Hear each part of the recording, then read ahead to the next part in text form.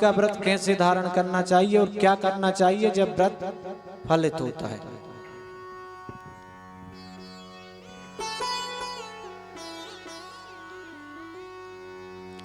तो यहां पर जन्मेजय को वैशंपायन जी बतलाते हैं, बोले हे राजन, जब हम नवरात्रि का व्रत प्रारंभ करते हैं तो एक हाथ लंबा और एक हाथ चौड़ा मंडप बना करके तैयार करना चाहिए और उसमें उस मंडप के अंदर गोबर से लीपना चाहिए और लीप करके खूब सुंदर सुंदर चौक बनाना चाहिए और चौक बनाने के बाद उस मंडप में देवी की प्रतिमा को बिठालना चाहिए और बिठाल करके उनका यथाशक्ति पूजन करना चाहिए। जरूरी नहीं है कि हम षोडशोपचार से पूजन करें, पंचोपचार पूजन करो। ऐसा नहीं है कि हम 16 प्रकार से पूजन करें। एक मानसिक पूजा होती, मन से पूजा भी हो जाती, जरूरी नहीं है मानसिक पूजा, मन से भी पूजन हो जाती। हम भगवान मन में सोच ली कि हम भगवान को जल चढ़ा दिया, चढ़ गया, वो तिलक लगा दिया, तिलक लग गया। प्रमाण बताएं, प्रमाण बताएं आपको कि मानसिक पूजा कैसे होती है, मानसिक भक्ति कैसे होती है। सूरदास जी महाराज का नाम सुना है आपने? सूरदास जी महाराज कैसे थे? जन्म से उनको दिखाई नहीं पड़ता था, अपनी अंदर की दृष्टि से देखते थे और प्रतिदिन ठाकुर जी के दर्शन करते थे और पद सुनाते थे। एक दिन अपने घर में बैठे थे, मन में विचार किया कि आज हमें ठाकुर जी को खीर का भोग लगाना है, कि हम ठाकुर जी को आज खीर खिलाएंगे। लेकिन परेशानी यह है कि ना हमारे पास दूध है, ना शक्कर है, ना मेवा है, खीर कैसे खिलाएं?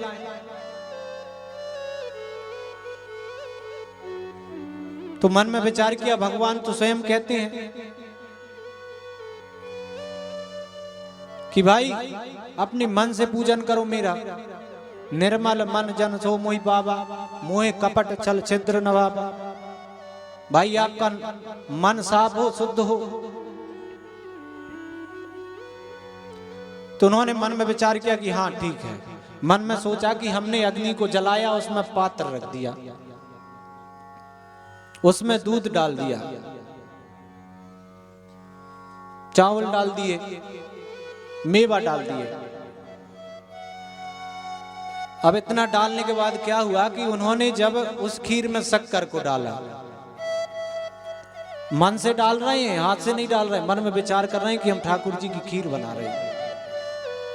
तो उन्होंने क्या किया कि डाला, तो मन में क्या विचार किया कि लगता है, बोले चीनी ज्यादा हो गई है, बोले थोड़ी सी निकाल लेनी चाहिए, कल के लिए काम आएगी। तो ऐसा मन में विचार किया कि निकाल लेनी चाहिए, मन से सोच रहे हैं और मन से ही निकालना चाहा। इतने में ठाकुर जी स्वयं सामने प्रकट हो गए। बोलिए भक्त वत्सल भगवान की। ठाकुर जी कहते हैं, महाराज एक तो आप मन से खीर खिला रहे हो और उसमें भी कंजूसी दिखा रहे। बोले जिस शर्करा को, जिस चीनी को आपने डाल दी है उसको निकालने की बात कर रहे हो। तो भगवान किस पर रीझ जाए, कब रीझ जाए, कोई भरोसा नहीं है।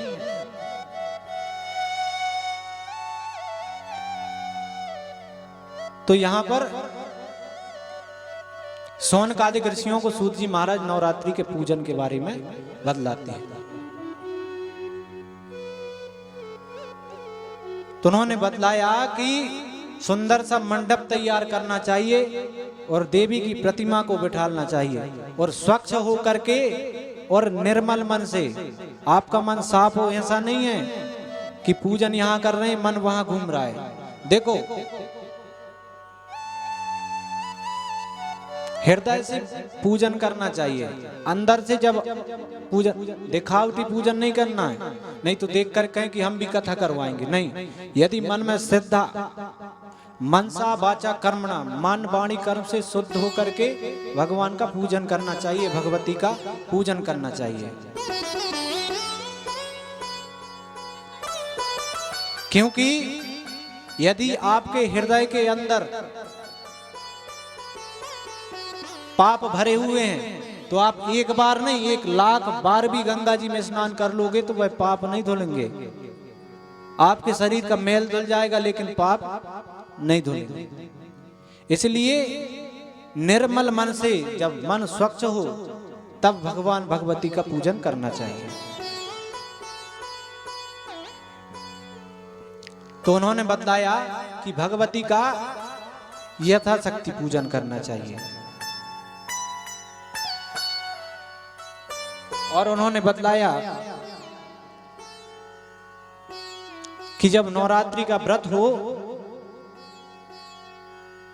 तो अपनी सामर्थ्यता अनुसार ब्राह्मण और कन्याओं को भोजन कराना चाहिए। और उसमें संख्या भी बताई गई है। यदि आपकी सामर्थ्यता हो तो 9 कन्याओं को खिलाओ, 5 को खिलाओ, 3 को खिलाओ और 1 को भी खिला सकते हो अपनी सामर्थ्यता अनुसार। और बोले व्रत कर करके उनका आदर करना चाहिए और प्रतिदिन प्रातः दोपहर शाम नए नए पुष्पों से भगवती का पूजन करना चाहिए। सुबह शाम दोनों का भगवती का पूजन करना चाहिए। और प्रतिदिन कन्या पूजन भी करना चाहिए। कन्या पूजन करना चाहिए। बोले कितने वर्ष से कितने वर्ष की कन्याओं का पूजन करना चाहिए? प्रश्न उठता नहीं उठता है? तो व्यास जी ने बतलाया है जो कन्या 10 वर्ष के बीच की हो उन कन्याओं का पूजन करना चाहिए। और चारों वर्णों की जो कन्या है वह पूजनीय है। चारों वर्णों की कन्याओं का पूजन भी करना चाहिए। चारों वर्णों की कन्या पूजनीय है।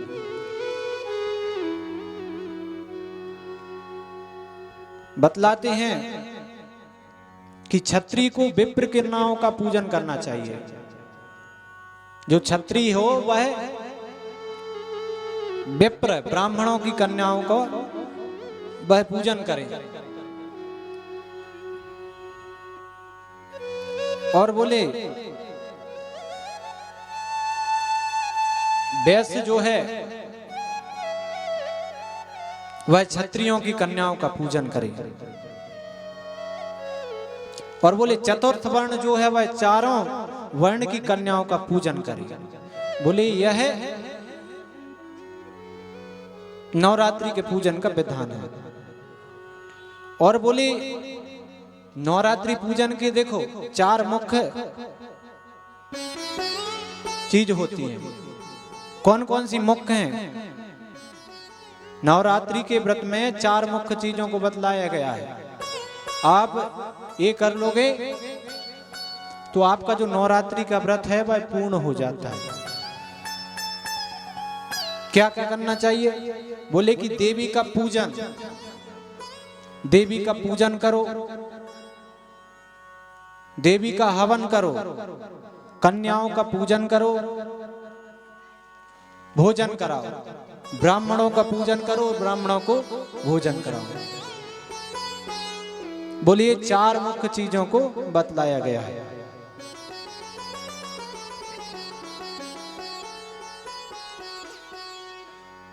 तो इस प्रकार से जब सुना तो सुन करके जन्मेजय प्रसन्न हो जाते। बोले महाराज आपने कितना सुंदर जो व्रत का वर्णन किया है, मैं इसे सुनकर के कृतार्थ हो गया। आपने बताया कि किस प्रकार से भगवती की आराधना करनी चाहिए, प्रार्थना करनी चाहिए। मैं प्रसन्न हो गया। लेकिन मेरी आपसे एक प्रार्थना है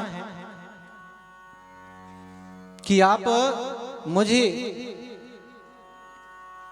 अब थोड़ा सा यह बतलाइए कि भगवान कृष्ण ने इस मृत्यु लोक में जन्म क्यों लिया था और वसुदेव